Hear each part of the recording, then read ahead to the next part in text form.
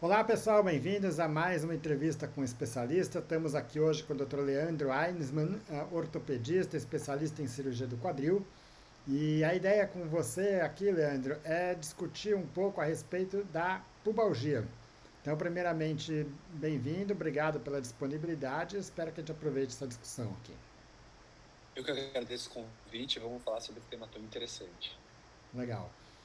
Primeira coisa, eu queria que você me falasse o que é a pubalgia.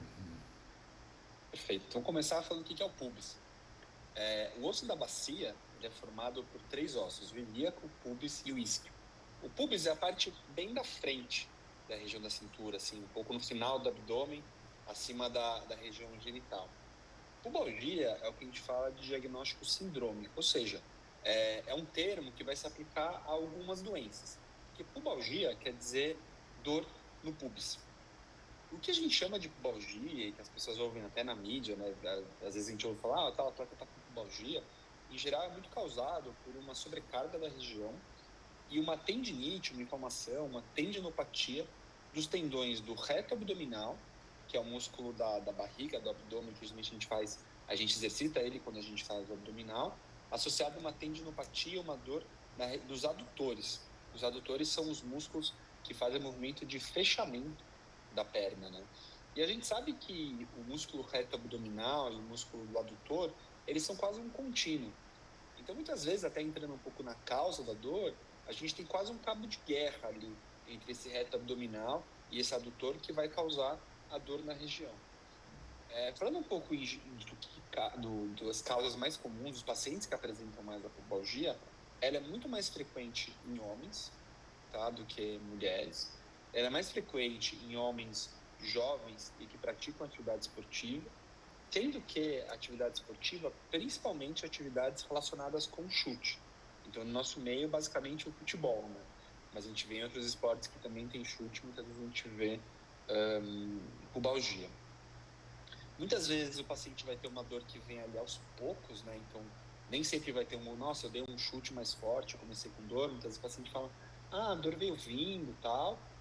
Muitas vezes tem relação com episódios de sobrecarga, né? Então, aquela pessoa que joga bola com frequência, mas de repente participou de algum campeonato, fez alguma viagem e jogou mais futebol do que joga normalmente. E é uma dor que vem piorando aos poucos. Ótimo. Bom, a pubalgia é um tema que é muito controverso na ortopedia, na fisioterapia, enfim, no meio esportivo, né? Então você vai ver pessoas falando coisas muito diferentes e infelizmente está associado muitas vezes também a um resultado, é muito comum você ver atletas bastante desiludidos porque já passaram em diversas formas de tratamento e seguem com dor e às vezes uma dor que impede ele de fazer seu esporte preferido, às vezes até de profissão. Né? O primeiro ponto que se discute é até o nome da doença. Né? Então você vai ver em alguns termos como a pubalgia, você vai ver gente falando na osteite pública, hérnia do atleta. É tudo a mesma coisa? Mais ou menos, assim. Então, por exemplo, os temas que você usou. Então, a osteite pública, ela quer dizer assim, a gente pode ver em alguns casos, já nos exames de imagem, né, por exemplo, a ressonância magnética, a gente vai ver uma inflamação ali do osso do pubis. É daí que vem o termo osteite, né? Osteite é uma inflamação do pubis. E eu acredito que, assim, sim, faz parte da mesma doença, a pubalgia e a osteite pública. Daí você estaria focando em aspectos diferentes da doença. Quando a gente vai para a hérnia do atleta, aí é uma doença separada e também bastante polêmica, né? Então, assim, voltando um pouquinho, eu pessoalmente hoje em dia encaro a pubalgia como o que a gente chama de diagnóstico de exclusão. O que quer dizer diagnóstico de exclusão? Quer dizer que é uma doença onde a gente precisa ter certeza que não tem outras doenças que estão acontecendo que estão confundindo a gente nessa dor. A principal coisa que a gente tem que descartar quando a gente vê um paciente com uma suspeita de pubalgia são doenças da região da articulação do quadril, tá? Então, por exemplo, uma das principais dela vai ser o impacto femoroacetabular. O que acontece? O impacto femoroacetabular e outras doenças da região do quadril são doenças que foram descritas mais recentemente na literatura e tem muita gente que não está tão acostumada a tratar elas. Então, eu já vi diversos pacientes na minha prática onde eles chegam para mim com o diagnóstico de pubalgia, mas quando eu investigo, eu vejo que, na verdade, tem uma doença da articulação do quadril. Então, esse é um ponto super importante quando a gente pensa na pubalgia, descartar doenças da articulação do quadril. Outra coisa que a gente precisa descartar, e não é nenhuma doença ortopédica, mas confunde muito, é uma hérnia inguinal. Hérnia inguinal é quando o paciente tem uma fraqueza ali na região da virilha, na parte da parede abdominal, né, dos músculos, e onde o intestino mesmo, ele começa a forçar ali a região. E as pessoas estão muito acostumadas a ouvir hérnia, quando realmente chega a sair um pouco o intestino, então aquelas pessoas que sentem uma bola ali na região da virilha, né? Mas hérnias muito pequenas podem não dar essa sensibilidade, e daí podem causar dor. Então, dentro do diagnóstico da pubalgia, muitas vezes a gente vai pedir um ultrassom da região. O ultrassom é um bom exame para ver a hérnia inguinal. E muitas vezes, se eu tiver dúvida, eu vou pedir uma avaliação de um urologista ou de um cirurgião geral, um cirurgião gastro, que são as especialidades que tratam de hérnia inguinal, para a gente ter certeza que esse paciente não tem hérnia inguinal. A hérnia de esporte é uma coisa um pouquinho diferente, João, do que a hérnia inguinal. A hérnia de esporte, e alguns autores que defendem esse diagnóstico, seria uma fraqueza ali da região próxima onde ocorre a hérnia, mas ela não chega a ter uma hérnia verdadeira, só que essa fraqueza seria o suficiente para causar dor no paciente. Então, os pacientes, eles fariam um tratamento, que a hérnia inguinal normalmente vai ter um tratamento cirúrgico, né? E não é nem nossa especialidade, então essa a gente deixa para os cirurgiões. Então, uma hérnia de esporte não chegaria a ter uma hérnia verdadeira, mas você faria um tratamento como uma hérnia inguinal, entendeu? Então, você vê o tanto de doença, né, que pode confundir, né? E, por exemplo, muitas vezes as dores da pubalgia podem até irradiar no homem para o testículo. Então, é comum o paciente procurar o urologista antes de ver o ortopedista, porque acha uma dor meio estranha, que está indo para a região do períneo, né, em volta do ânus. Então, são diversas nuances que são importantes nesse diagnóstico da pubalgia. Ótimo. Quando você fala da hérnia do esporte, só voltando nesse assunto, a dor dela é relativamente parecida com a dor da pubalgia, ou seja, elas se confundem Sim, bastante, né? Como é que você com certeza. diferencia isso? Aí, normalmente, a gente vai precisar de uma avaliação de um cirurgião geral mesmo, porque ele vai fazer um exame que a gente chama do... E aí vai ser muito importante mesmo o exame físico, né? Ele vai fazer Não, um exame eu estou falando não tanto da hérnia inguinal, da hérnia do esportista, da hérnia do atleta. do atleta e da pubalgia, você diz? Ou... Isso. Então, mas a hérnia do esporte muitas vezes vai ser diagnóstico mesmo pelo cirurgião geral, entendeu? Porque vai ser uma dor ali muito relacionada com a região que a gente chama do canal inguinal, que é onde ocorre a hérnia e tal. Então, quando suspeito de uma hérnia do esporte, muitas vezes eu peço uma avaliação do cirurgião geral. E aqui, até se tiver algum colega ortopedista, mesmo que os pacientes entenderem, é importante ver um colega que está acostumado com esse diagnóstico, né? Muitas vezes, mesmo um especialista de hérnias, algum cirurgião geral que trata bastante de hérnia inguinal, às vezes ele não está acostumado especificamente com a hérnia do esporte, então ele pode deixar esse diagnóstico passar. Entendeu? Então é importante ter alguém que conheça bem o assunto. Legal. E a mesma coisa do exame de imagem, né? Porque o ultrassom também, né? Um exame, principalmente um exame em repouso, ah, muitas vezes você vai passar batido nisso. Exato. Muitas vezes é importante, às vezes, os radiologistas às vezes fazendo exames com o paciente em pé, fazendo manobra que a gente chama de Valsalva, né, que é prendendo o ar, para aumentar a pressão dentro do abdômen, são coisas que vão deixar esse exame mais preciso. E o ultrassom é aquela coisa que a gente considera de examinador dependente, ou seja, quanto mais experiência que a gente vai fazendo no ultrassom tem, mais ele vai conseguir ter um diagnóstico preciso, né? Ótimo.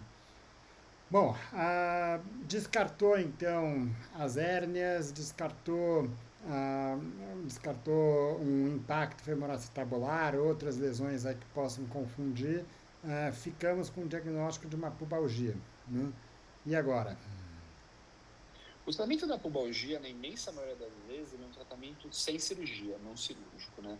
Ele vai envolver basicamente três coisas.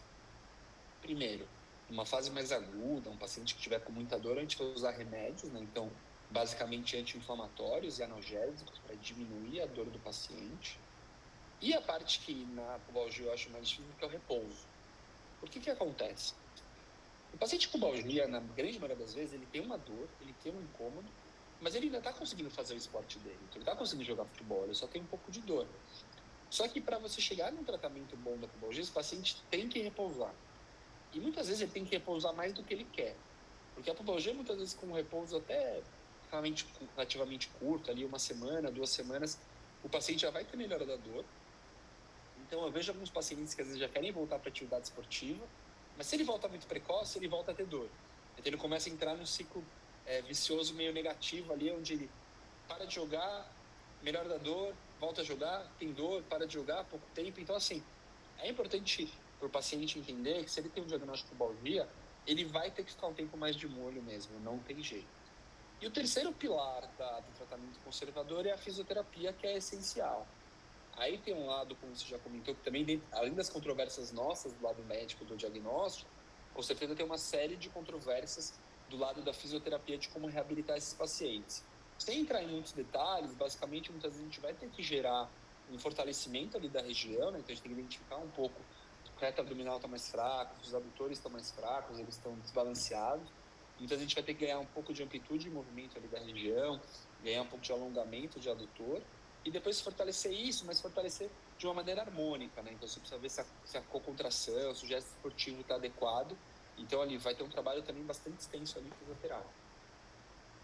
Ótimo, a gente vê muito, bom, fisioterapia tem uma discussão enorme, aí acho que é um outro assunto, uma outra discussão que a gente vem a ter, né, do que fazer na fisioterapia e de fato muitas vezes você muda o que você está fazendo na fisioterapia e o resultado muda, né? Perfeito. Agora, muitos desses pacientes estão lá fazendo uma boa fisioterapia, você já descartou outras lesões, outras coisas, não tem muito outra coisa que você está pensando, já está ali, às vezes, há um ano parado, muito comum isso, nós tivemos prazos como esse, tipo um ano afastado por causa de uma dor característica da pubalgia. E aí, o que você pode fazer? Então, daí a gente vai ter outros métodos ainda sem cirurgia, né? E basicamente eu utilizo dois. Um é um tratamento que a gente chama de terapia por ondas de choque.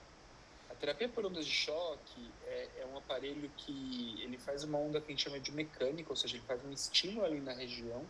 E esse estímulo, a ideia é que ele faça uma regeneração tecidual. Eu pessoalmente não faço ondas de choque, encaminho para colegas especializados no tema.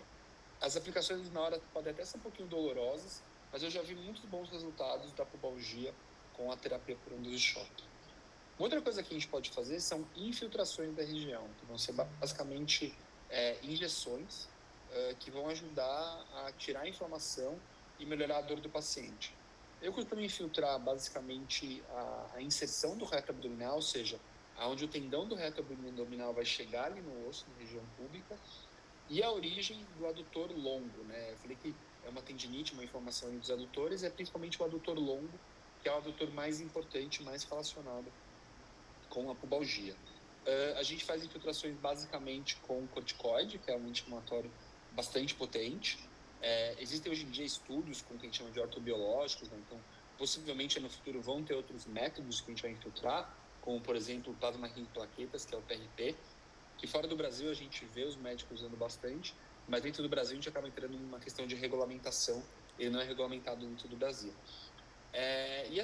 Com todos esses tratamentos que a gente comentou, né, a verdade é que a imensa maioria dos pacientes vão melhorar. Quando o paciente eventualmente não melhorar com esses tratamentos, existem tratamentos cirúrgicos, cirurgias que a gente pode fazer para pubalgia. Eu diria que talvez menos de 5% dos meus pacientes que eu trato de pubalgia que vão para o tratamento cirúrgico. E o tratamento cirúrgico, do mesmo jeito que a gente falou das polêmicas do diagnóstico, da fisioterapia, também tem várias técnicas descritas para o tratamento da pubalgia. Então, dessas coisas que tem muita discussão.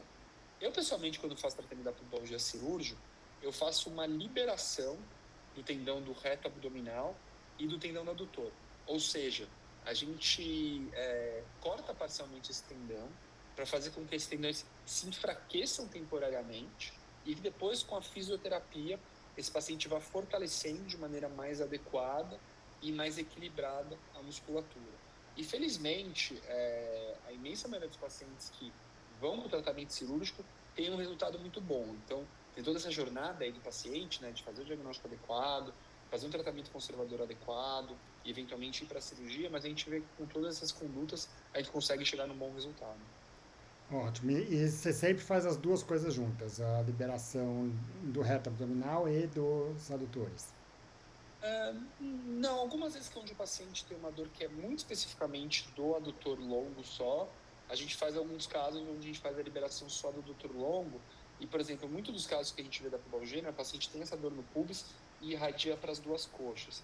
Mas eu tive alguns casos selecionados onde o paciente tinha uma dor só do adutor e só de um lado, e a gente foi lá e fez uma liberação só daquele adutor longo. Isso é uma possibilidade também.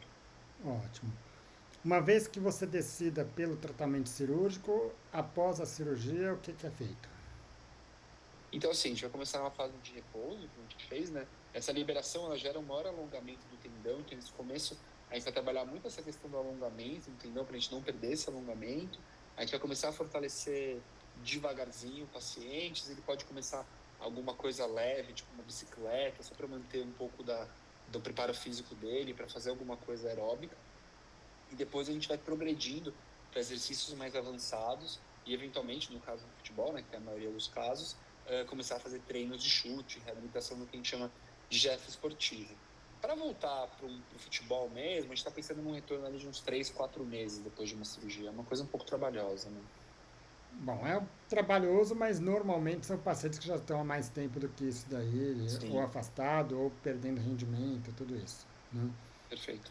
Legal, Leandro, acho que abordou bem aí, acho que é entender um pouco as dificuldades que existem de diagnóstico, as dificuldades que existem de tratamento, seja sem cirurgia, fisioterapia é bastante discutível, as técnicas cirúrgicas também, quando é o caso, mas assim, tem o que ser feito, né? Quer dizer, acho que esse que é o ponto e muitas vezes essas controvérsias que pode ter coisa que funciona bem para uma pessoa não funciona para outra. Então, ah, dá um pouco de credibilidade, confiança, porque muitas vezes as pessoas falam, ah não, mas eu já fiz fisioterapia e não melhorou. Tem que ver o que você fez, né? Não é porque Exato. fez 20 sessões de fisioterapia e não melhorou que o tratamento é cirúrgico. Perfeito, concordo. Ótimo. Leandro, obrigado mais uma vez a disponibilidade. Espero contar com você em outras discussões aqui. Eu que agradeço, é um prazer estar aqui com você.